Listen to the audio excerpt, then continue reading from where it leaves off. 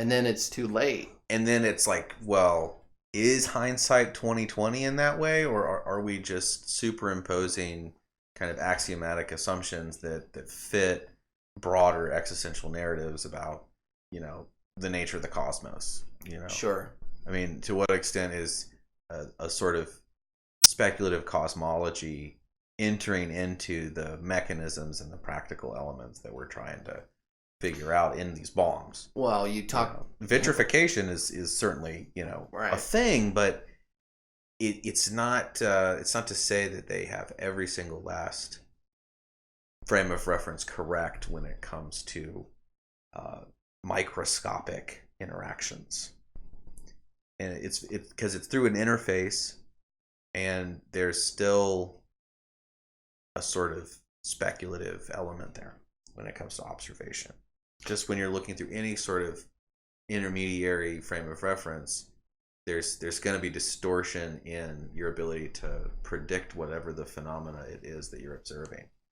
And the more and more there's that projection, the more you have to rely on basically inductive inferential. But don't you listen to Tony Stark? I've done the math. Right. I've done the math, Zach. Yeah, math is. I know how this reactor's gonna react. Yeah, I know what's gonna happen when I collide these particles at high speed underneath, two different countries. Right.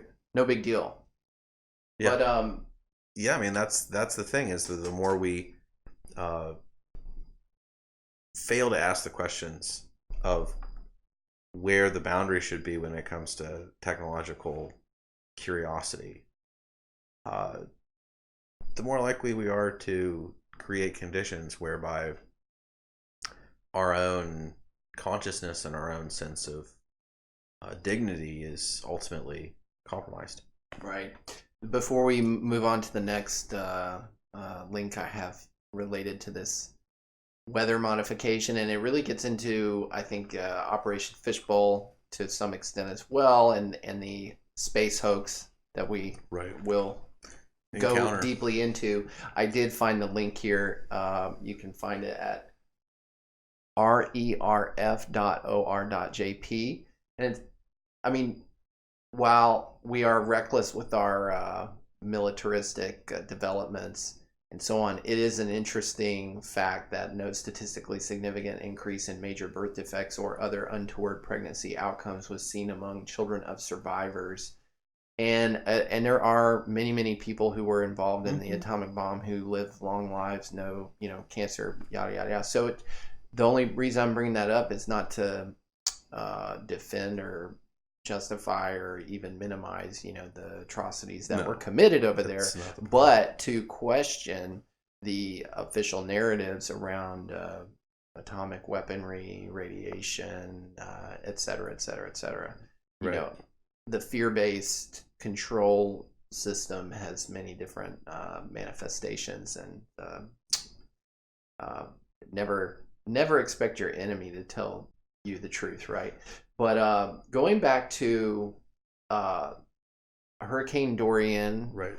Weather modification. There's technology without ethics, right. And I don't know, the Operation Fishbowl is an interesting name for high altitude explosions, right? And I just wanted to play this video of purported footage of Hurricane Dorian from a NASA weather satellite. Oh yeah. Okay? So let's play this. Let's watch the movie magic.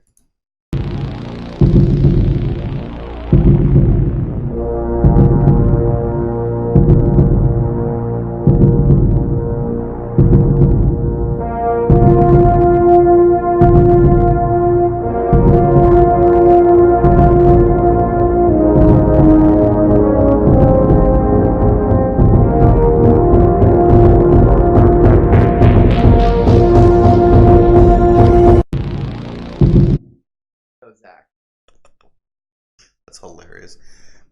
You see the little trickery that they do with the curvizin there. Yeah, what are you seeing here?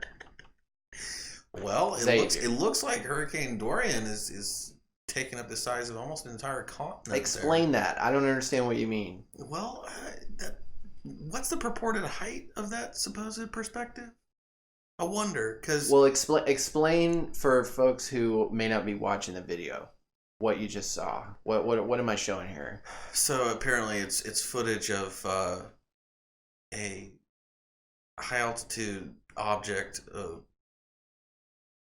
satellite of some kind, and it's going over this huge cyclone, this storm system called Hurricane Dorian, and there's this very ominous music playing in the background. And of course, that's interesting because it just goes right over the top of it, and we're not really sure the height of this supposed thing, and to what extent it's an accurate scale of what it's actually observing is also ambiguous.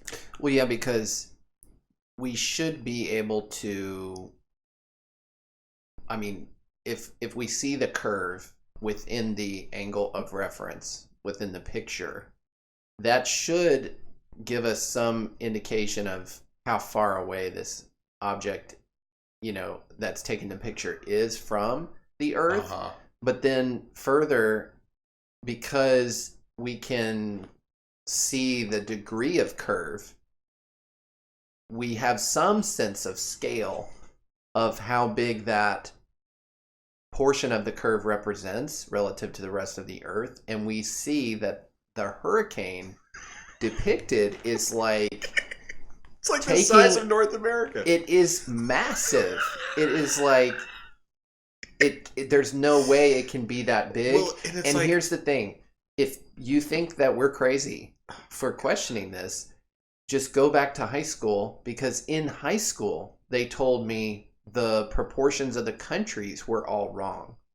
Right? And that, like, in our school textbooks, the Western patriarchy or whatever had drawn North America, bigger than Africa, when Africa is actually, much, much bigger. And that's because whites hate black people. And I heard that whole story. Right. And it may even be true. I mean, hell, the fucking maps are not correct. Cartographic censorship, man. Okay. It's been going on for 500 plus years. Right. So the reason I brought this up is because it's just more space propaganda. Sure. It's more technology without ethics, and it's more movie magic trickery that is deceiving people on an industrial scale. And it ties right back into the, number one, the technocratic decision of possibly nuclear bombing a hurricane with our space weapons platforms and all this bullshit, as well as possibly, remember Kanye, George Bush doesn't care about black people. Some people thought Hurricane Katrina, that was generated by the government, so we know they have that capability. You have to question every time there's a major weather event, whether it is a creation, whether it's a manipulation, or something else. Right. And then, of course, they're going to use the fear industry with the scary music and the, deceptive scaling and all of this. And it's like, look at what we're able to look at.